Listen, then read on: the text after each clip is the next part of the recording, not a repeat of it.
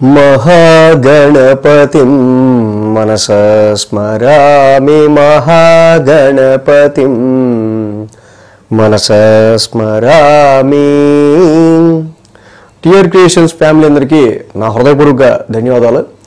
So అలాగే ఈ 21వ తారీఖు నుంచి 27వ తారీఖు వరకు కూడా ద్వాదశ రాశుల వారికి సంబంధించి రాశి ఫలాలు ఏ విధంగా ఉండబోతుందని చూద్దాం. సో అలాగే మనం చూసినట్టయితే కనుక ఈ వారం నేను 21వ తారీఖు నుంచి 27వ తారీఖు వరకు కూడా ఇక్కడ చూస్తే కుజుడు మారారు, బుధుడు మారారు, రవి మారారు, శుక్రుడు మారారు. మాసగ్రహాల్లో అన్నిట్లో కూడా కదలికలు వచ్చాయి, మాసగ్రహాలు అన్నిట్లో కూడా చేంజ్ అయ్యాయి. సో కాబట్టి ఈ వారం నుంచి కూడా సో మచ్ ఆఫ్ మూమెంట్స్ అనేవి అన్ని రాశులు వాళ్ళకు ఉండే ఆస్కారాలు ఉన్నాయి. సో దీనిలో ముఖ్యంగా మనం చూస్తే కనుక రవి శనుల యొక్క సమసప్తమం అనేది మనం మేజర్ పాయింట్గా తీసుకోవాల్సిన విషయం. కుజుడు కూడా చాలా లాంగ్ రన్ తర్వాత ఆయన మెయిన్గా కొంచెం రిలాక్స్ మోడ్లోకి వచ్చారు, ఏ గ్రహాల దృష్టి లేకుండా. అఫ్ కోర్స్ శుభగ్రహం గురుడు ఆయన మిత్రుడి యొక్క దృష్టి ఆయన మీద ఉందనుకోండి. సో ఇంకా గురుడి అతిచారం గురించి కూడా నేను ఒక వీడియో చేశాను, చాలా very very important. First time మన టిఆర్ క్రియేషన్స్ ఛానల్లో గురుడి అతిచారం 1 సంవత్సరం అనుకుంటున్నారు, కాదు, ఇది 8 సంవత్సరాలు సుదీర్ఘమైన అతిచారం జరగబోతుంది. It is very very so much of sudden transformational changes అనేవి చాలా స్పీడ్గా వచ్చే ఆస్కారం గురుడి అతిచారం వల్ల వచ్చే 8 సంవత్సరాల్లో ఉంది. ఆ వీడియోస్ కూడా డిస్క్రిప్షన్లో ఉన్నాయి, చూడొచ్చు. సో ఇక్కడ గ్రహాల పరిస్థితి చూస్తే మిథునంలో గురుడు, సింహంలో శుక్రుడు, అలాగే కేతు సింహంలో ఉన్నారు.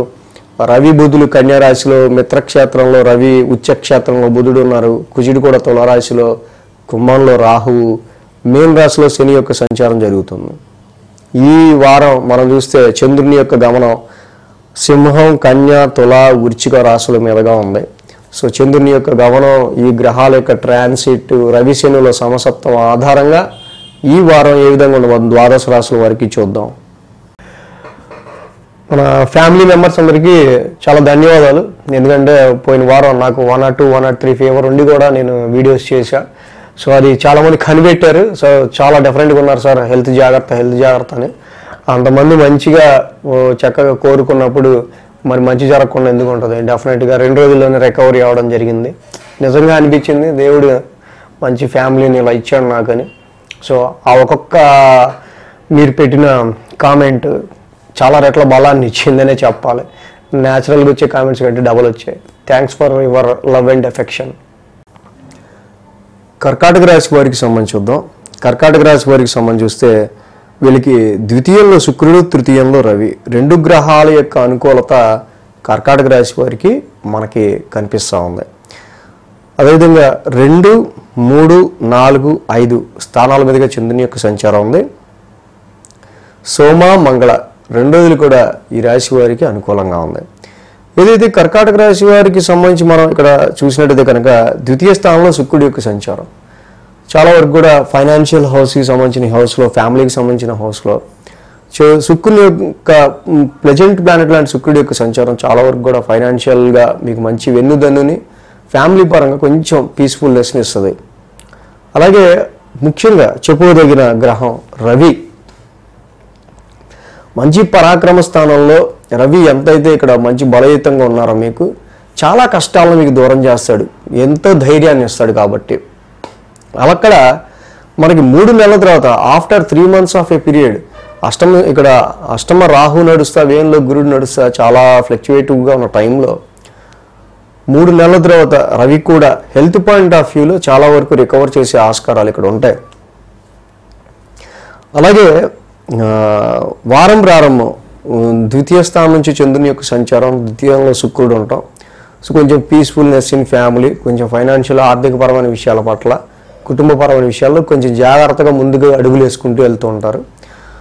సో అదేవిధంగా ఈ రాశి వాళ్ళు ఏదైతే ఉంటుందో ఇక్కడ బయట చేసే ఫుడ్స్ ఎక్కువగా వాళ్ళు చల్లే ఎసెన్స్డ్ ఫుడ్స్ బయట తినటం ఇలాంటి ఈ టైంలో కొంచెం అవాయిడ్ చేస్తే మంచిది కర్కాటక రాశి వాళ్ళకి. కొంచెం హెల్త్ ఇంపాక్ట్ కనిపిస్తుంది వీటి వల్ల. అలాగే శోభ మంగళవారాలు చూస్తే తృతీయ స్థానంలో చంద్రుని యొక్క సంచారం, తృతీయంలో చంద్రుడు యోగిస్తాడు, రవి యోగిస్తారు. ఎప్పుడైతే రవిచంద్రుల యొక్క యుతి తృతీయంలో జరుగుతుందో సోమ మంగళవారంలో బుధుడు కూడా కన్యారాశిలో ఉచ్చక్షేత్రంలో ఉన్నారు. బట్ న్యాచురల్ ట్రాన్సిట్లో బుధుడు కొంచెం ఏంటంటే కన్ఫ్యూజన్ ఇస్తాడు, మనకు కొంచెం కన్ఫ్యూజన్ ఇస్తాడు. చేసిన పనే మళ్ళీ మీరు చేయాల్సి వచ్చే ఆస్కారం ఉంటాయి. బట్ మీ అప్రోచ్లో ఎక్కడ ధైర్యాన్ని వదలరు, మంచి పరాక్రమంతో ఉంటారు. హెల్త్ కూడా నెమ్మదిగా కుదుట పడుతూ ఉంటుంది. ఈ సోమ మంగళవారం 2 రోజులు కూడా డెఫినెట్గా ఎన్ని వరకు ఛాలెంజ్గా తీసుకుని కంప్లీట్ చేసేస్తారు. అయితే ఇక్కడ రవిశనుల యొక్క సమసప్తం ఒకటి జరుగుతుంది. ఇది ఒకటి మాత్రం గమనించాల్సిన అవసరం ఈ రాశి వాళ్ళకు ఉంది. కాబట్టి షార్ట్ జర్నీస్లో కానీ, లాంగ్ జర్నీస్లో కానీ, రైటింగ్స్లో కానీ, పబ్లికేషన్స్లో కానీ, స్పీచ్లో కానీ, హైయర్ ఎడ్యుకేషన్కి సంబంధించిన విషయాల్లో కానీ, ఫారెన్ ట్రావెల్స్కి సంబంధించిన విషయాల్లో కానీ చిన్నపాటి డిస్టర్బెన్సెస్ అనేవి కంపల్సరీ ఉంటాయి, వస్తాయి. సో వీటి విషయాల్లో కొంచెం ముందుగా ఆలోచన చేసుకుంటా నెమ్మదిగా వాటి గురించి కొంచెం మోర్ కేర్గా అడుగులేస్తూ ఉండటం మంచిది. ఇక బుధ, గురు, శుక్రవారాలు చూస్తే చతుర్థ స్థానంలో చంద్రుని యొక్క సంచారం. ఇక్కడ జనరల్గా అర్ధాష్టమంలో కుజ దోషం ఇక్కడ మనకు కనిపిస్తుంది. కుజుడు చాలా లాంగ్ రన్ తర్వాత రిలాక్స్ మోడ్లో తులారాశిలోకి వచ్చున్నారు. బట్ ఈ కుజుడి యొక్క అర్ధాష్టమ సంచారం ముఖ్యంగా ఏంటంటే చాలా వరకు కూడా ప్రొఫెషనల్లీ ఇక్కడ రవి కనీసం పరాక్రమ స్థానంలో మీకు మంచి ధైర్యాన్ని ఇవ్వటం వల్ల కొంచెం ధైర్యంగా ఉంటారు.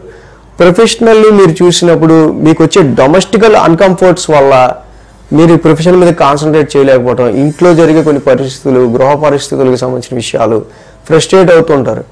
ఈ ఫ్రస్ట్రేషన్ అంటే ఇంటి నుంచి మనం బయలుదేరేది ప్రశాంతంగా ఉంటే జాబ్లో కూడా బాగా వర్క్ చేయగలుగుతాం. బట్ ఫస్ట్ ఇంట్లోనే ఒక ఫ్రస్ట్రేటివ్ వాతావరణం ఉంటే ప్రొఫెషన్లో అలా చేస్తాం. సో అలా ప్రొఫెషన్ రిలేటెడ్గా మాత్రం కొంచెం ఇంటికి సంబంధించిన గొడవలు అక్కడే ఇంట్లో వదిలేసి వెళ్తే మంచిది. సో లేకపోతే ఇది అర్ధాష్టమ కుజుడు చాలా వీక్ ప్రొఫెషన్లో మీకు చాలా ఎఫెక్ట్ చేస్తుంటాడు. నెక్స్ట్ వారాంతానికి చూస్తే పంచమ స్థానంలో చంద్రుని యొక్క సంచారం. ఏదైతే పంచమంలో చంద్రుడు ఉన్నారో జనరల్గా నీచ చంద్రుడు అయ్యారు, రాశ్యాధిపతి పైగా అయినా పంచమంలో ఉన్నారు. మళ్ళీ ఇక్కడ ఆ రాశ్యాధిపతి కుజుడు చతుర్థంలో ఉన్నాడు. ఇన్వెస్ట్మెంట్స్ రీత్యా తీసుకునే నిర్ణయాల విషయంలో వారాంతానికి చాలా జాగ్రత్త తీసుకోవాల్సిన అవసరం మనకు కనిపిస్తూనే ఉంది. మీ వర్క్ క్వాలిటీకి సంబంధించిన విషయాల్లోనూ ఏదైతే టార్గెట్ వీకెండ్ టార్గెట్ మీరు ఫినిష్ చేసే విషయంలోనూ చాలా ఫ్రస్ట్రేటివ్ వాతావరణం ఉండే ఆస్కారం ఉన్నాయి. కాబట్టి సో కొంచెం టైం ఎక్కువైనా కూడా ముందు మీరు అది కంప్లీట్ చేసుకుని ఎవరి మీద మాటలు పడకుండా ముందుకెళ్తే కర్కాటక రాశి వాళ్ళకి మంచిది.